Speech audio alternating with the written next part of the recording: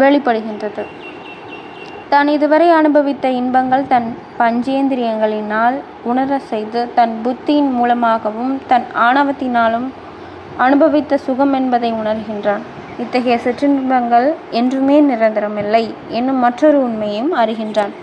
வெளி இன்பங்களில் ஈடுபட்ட மனம், பொருள், இத்துடன் புத்தியும் செலவாகின்றது. இது ஒரு விதத்தில் பார்த்தால் கொடுக்கல் வாங்கல் என்னும் சந்தையில் ஈடுபடும் பொருளாகும். புனிதமான உள் இன்பத்தில் கொடுக்கல் வாங்கல் இல்லை. தன்னுள் இருக்கும் பரமாத்மனின் ஒரு துளியான ஜீவாத்மன் எப்பொழுதுமே பேரானந்தத்தில் திளைத்து கொண்டு இருக்கின்றது. இது எப்பொழுதும் அங்கு இருக்கின்றது.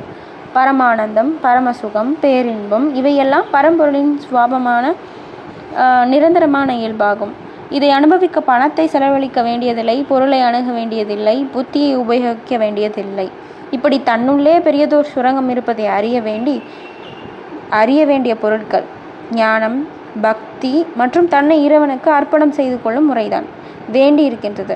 ஒரு தாய் குழந்தைக்கு பால் ஊட்டும் போது குழந்தையிடம் பால் வேண்டுமா என்று கேட்பதில்லை, அதற்கு புத்தியை உபயோகிப்பது இல்லை.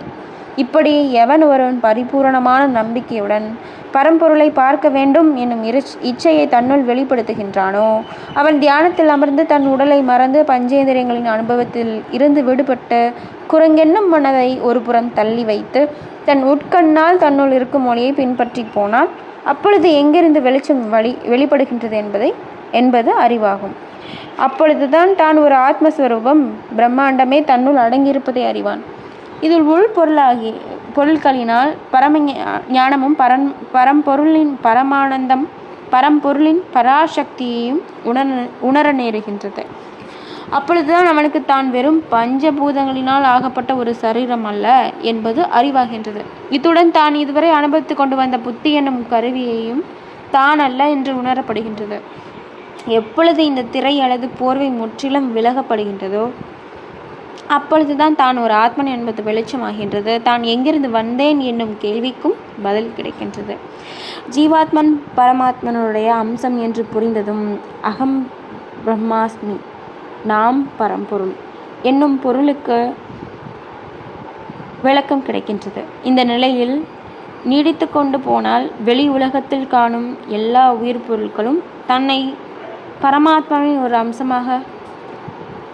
அம்சமாகும் என்பது அறிவாகின்றது.